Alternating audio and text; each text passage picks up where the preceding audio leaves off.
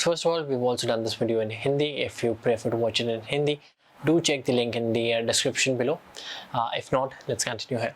It's really ironic that most of the smartphone manufacturers these days advertise 5G in huge bold letters in their advertisements, along with, of course, the 510 cameras that they have touted on the back and front.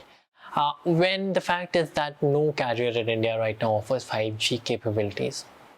Yes, there have been talks about rolling out 5G eventually in India towards the end of 2021, but for now it's a pipe dream and we don't really know when that will happen or if that will happen. But then talking about 5G, there's a lot of promise that it offers. The speeds, if you look at it, theoretically it's possible to get even up to 10 gigabits per second, which is as good as downloading a 4K video in just a couple of seconds on the 5G networks. There's low latency. The fact that you can use 5G networks in even crowded areas without impacting the overall speed that you're getting on the network.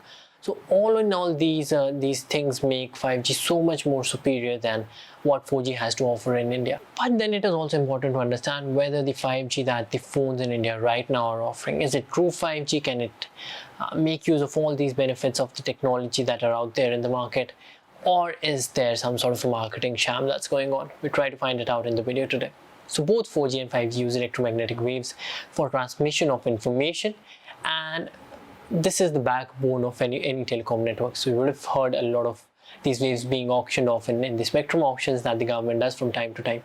And this is what enables telcos to offer these services. When I talk about 4G first, most of the 4G network currently in India uses electromagnetic waves that have a frequency under 3 gigahertz. So if you remember your lessons from physics in your school, every electromagnetic wave has a wavelength and a frequency, and in this case it is the frequency that is important. Like I said, most of the 4G services offered in India are under 3 gigahertz spectrum that it uses to offer these services.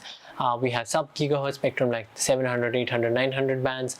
We have then bands in the 1 to 3 gigahertz range such as 1400, 17, 1800, 2300 as well. So what that means is that theoretically it is possible to get only speeds of up to 250 Mbps on an LTE 4G network, although in reality you get much less, closer to 15 to 20 Mbps realistically on your 4G phone. Now when we speak about 5G, it's also important to understand that it is categorized across three main categories. This is low band, mid band and high band. Speaking about the low band first, this is the band that uses frequencies that are under 1 gigahertz. What this means is that a couple of things actually. The theoretical speed that you can get in low band is approximately 200 to 300 Mbps. You won't be getting speeds more than that. Although the advantage is that the range of using these frequencies is much higher. So a 5G tower using low band can transmit these signals to a much larger area, several kilometers in fact, and also the wall penetration of low band frequencies is very high, so the network quality doesn't really suffer when you move from outdoor to indoor locations or underground locations, because that is how the nature of low band frequencies is. Next we have mid band frequencies, and this is between 1 gigahertz to 10 gigahertz, and the theoretical speed that you can get on this band is up to 800 Mbps, 600 to 800 Mbps, although that comes with some trade-off. So the range of 5G towers using mid-band is usually a couple of kilometers lower than the low band, of course, and even the penetration slightly deteriorates compared to the low band. And then finally we have the high band, which is the most exciting one of the three. That's because this is the band that offers that blazing fast up to 10 Gbps of internet that 5G is touted for. Again, the frequency range for high band is between 25 gigahertz to 95 gigahertz. So the waves used in this band are also called waves because of the wavelength that they carry.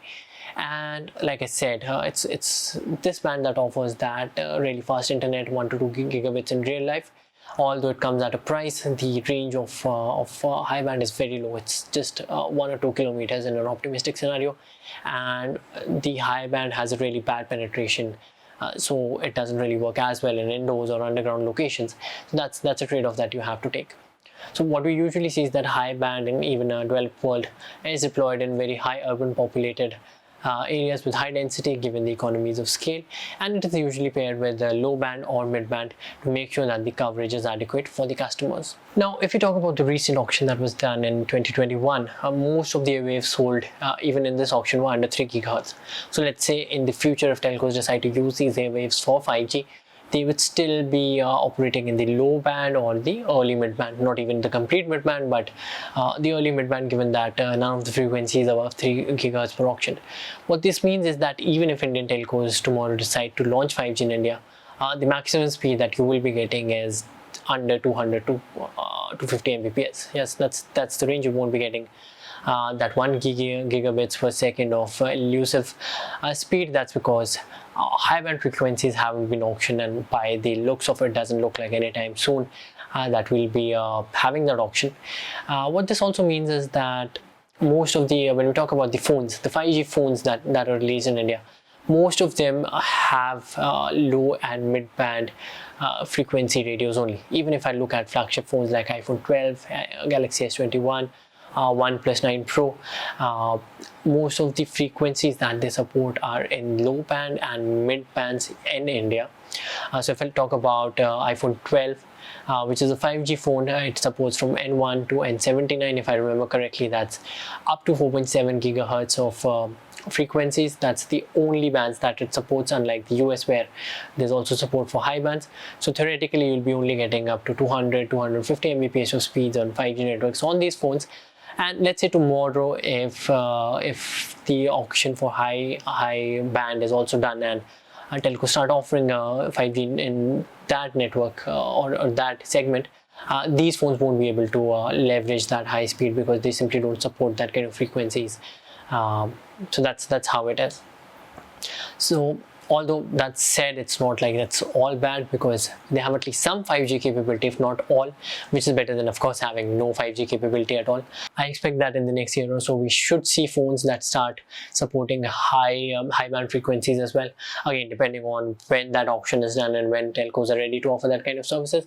But for now, you're stuck with low and mid band 5G whenever that gets rolled out. So I think that's an important thing to keep in mind while you're making this purchase. Of course, like I said, it's better to have 5G than having no 5G at all. But it's important to all understand that, you know, it is 5G but not true 5G in a sense, because the best benefits of 5G is something that you won't be getting on these phones at all. So I hope you found this video useful and informational. For similar videos, do subscribe to us, and thank you so much for watching.